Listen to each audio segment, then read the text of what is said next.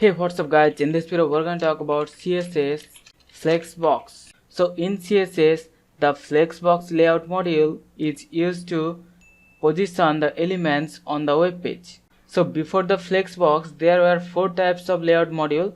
We use the block element for a section in the web page, and also we have the inline element. This is mainly used for the text where the element can sit side by side.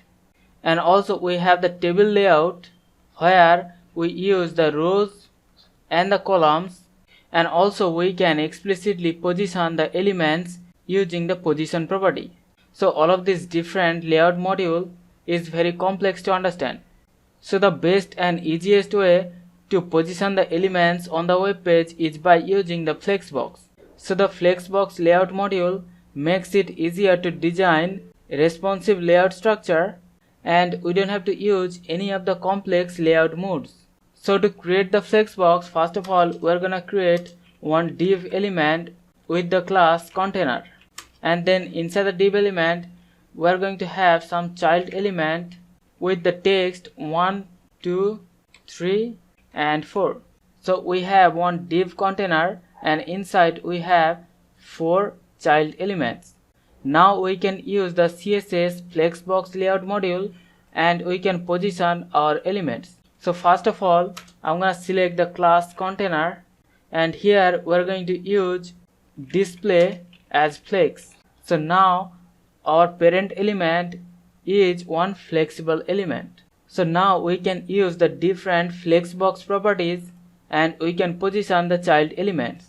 But before that I'm going to style the child elements. So the container will have the background color of light blue.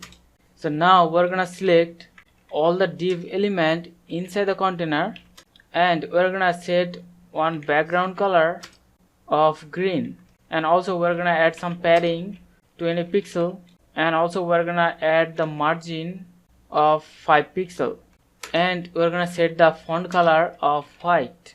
So you can see we have styled the child elements. So now we're gonna use the Flexbox property flex direction.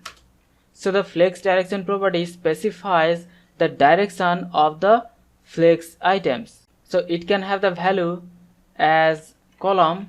So you can see the child elements are now showing vertically in the column wise direction, and also it can have the value as column reverse.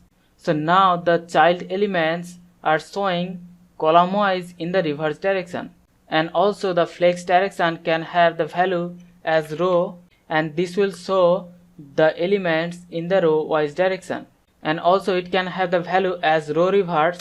So now you can see the elements are showing row wise direction in the reverse order. So this is the way we can create one flex container and we can position the child elements inside the flex container. So in the next video we're going to talk about all of the different properties of the Flexbox layout module. So hope you understand the concept. We'll see you in the next one. Thank you.